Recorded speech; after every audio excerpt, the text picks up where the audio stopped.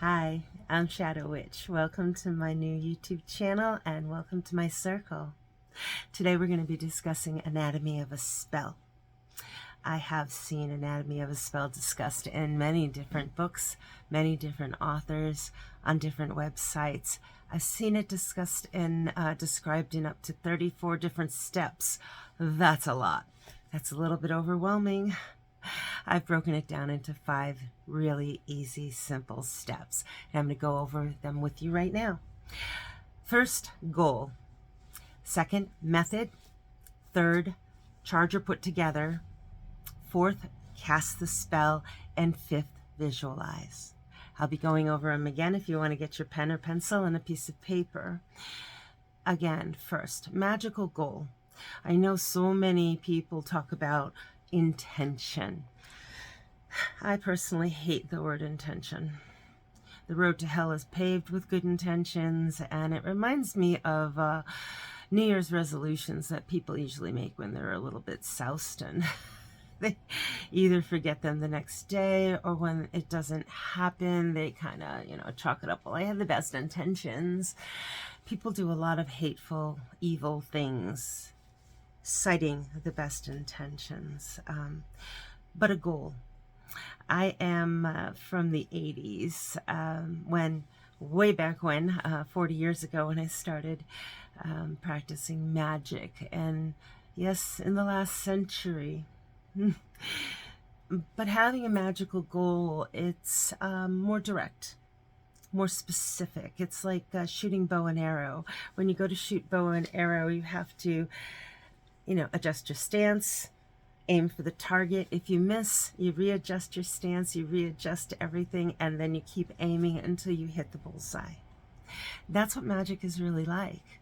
You keep adjusting, you keep tweaking that spell until you've perfected it and it manifests the way you want. It is a science. Wicca is a religion. Witchcraft is a science. That's what I teach, the physics of witchcraft. So have a magical goal. Simple ones. I teach my students in the first year: money, love, health. Those are concepts anyone can wrap their brain around. But it's important that you don't put restrictions on your spells, such as money. I have heard so many times people say, well, I want to do a spell for money to pay my bills, or I have a debt, but I don't want too much money. Why not? Don't make money bad. Don't make money evil, because you won't get any. Say you need enough money to buy a new car. Okay. Well, what if you do a money spell and you get $5 billion? Well, that'd be great. But there's nothing wrong with that. Okay. What if you truly and honestly don't need that much money? All right. Well, there's no law saying you can't give that money to a children's hospital or a cancer, charity or animal shelter. You can do an awful lot with money to make the world a better place and help a lot of people, or so many things can come from that. Don't make it bad. It's not. That's an early martyr kind of concept. Love. That's another thing. I've had so many people come in here, they'll see the love spell bottles or the different things we have here for love. And oh, I have 6 kids. I don't need any more love. That's not how kids are made, with spells and stuff like that.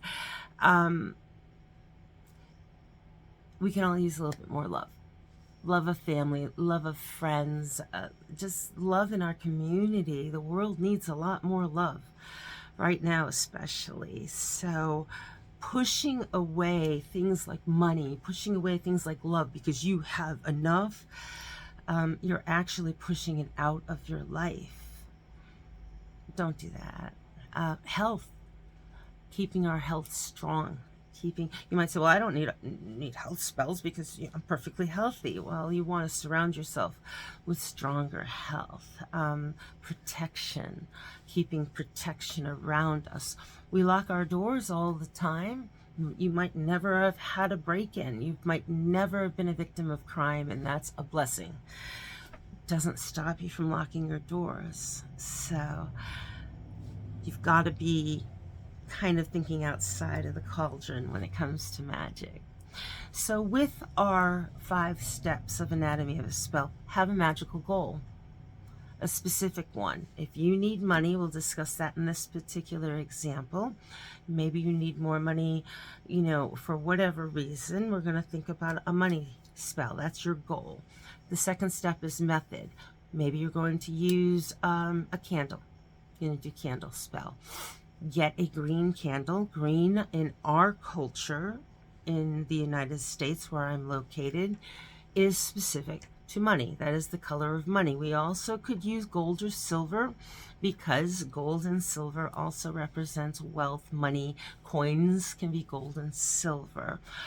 In different cultures, different colors can represent money. If you find yourself in a country or culture that purple or red might represent money, that's more appropriate to use a color candle for that. So if you're going to use a candle spell, choose the candle of the right color for you.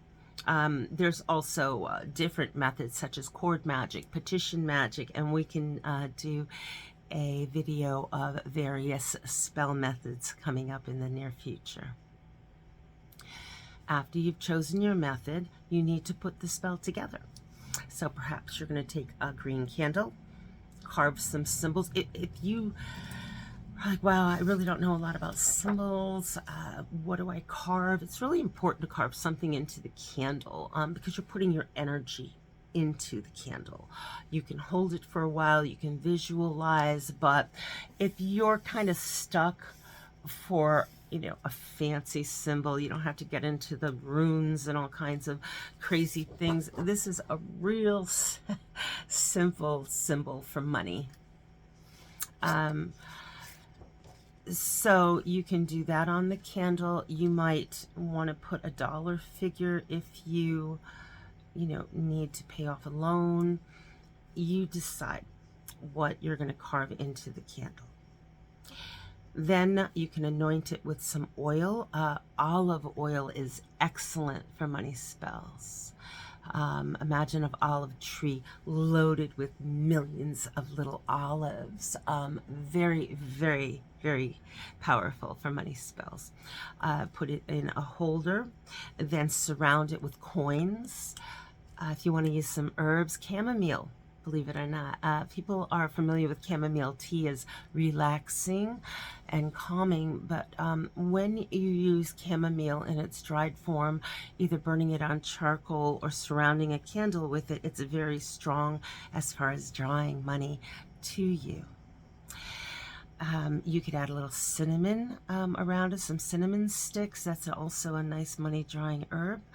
And then the next step is to cast the spell, and that would be lighting the candle. You might want to also layer it by choosing a day of the week, such as Thursday, which is a day of abundance, which will bring big manifestation. Sunday is a day of success. So choose the day of the week that feels best for you. And we can also do a day of the week spell video.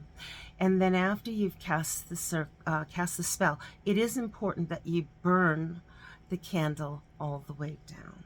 Don't blow it out. Burn it inside, keep an eye on it, and allow it to burn all the way down. Realize if you're going to be working with a candle like this, it is going to take a while. This will burn for several days. I would work with a smaller candle. I have found over the years, when I burn a candle like this, I need to let it burn for at least an hour. But I don't really see the manifestation really start to kick in until that candle has completely burned down. So if this is going to take anywhere from a week to 2 weeks to burn, I might have to wait a little bit before that manifestation. So I tend to use smaller candles, spell candles, also known as chime candles. And cast that spell by burning it all the way down. And you can carry the coins and the herbs and everything in a little pouch with you. and visualize. It's so important to visualize, and by visualizing, see yourself when that spell manifests. I'm going to give you a quick story before we finish. I had a student many years ago. She was so lovely, and she came to me and said, I have been trying to get a new job. She was a single mom, and she said, I keep doing spells and to get this new job, and I keep going on job interviews, and they keep telling me I'm the best person for the job, and it falls through every single time. What's going on? I'm obviously doing something wrong. And I'm like, well, all right, tell me, what are you visualizing? Walk me through it. And she says, well, I'm visualizing filling out resumes and going on job interviews and da-da-da-da-da. And I'm like, sounds like you're manifesting exactly what you're visualizing. I mean, like, right on. So let's switch it up. Let's switch up your visualizations. So she has a little girl. So I said, why don't you choose a restaurant you both like to go to? She said, well, we have a favorite pizza restaurant down the street. I said, great.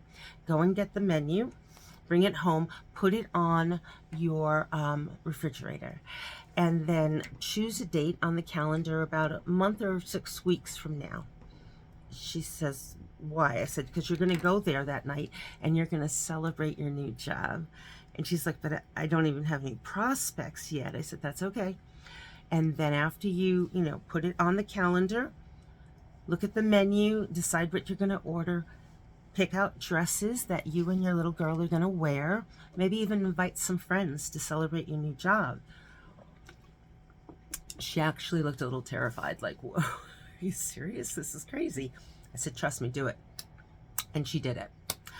And actually got back to me very quickly within a couple of weeks and said, I can't believe it. I got the job. I got a job in the field that she wanted. I believe it was nursing. And they celebrated. They went on the date that she had chosen, and they were able to go to their pizza restaurant and celebrate a new job. And she was really, really excited. And that's how it works. Jump over all the stuff that you have to do and get to the place of, yes, I'm here. My spell has manifested.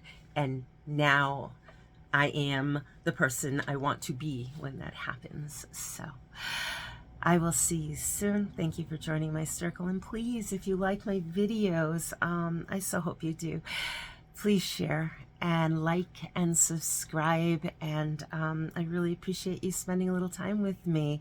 Welcome to my circle, and I will see you soon. Blessed be. This is Shadow Witch. Have a great one. Bye.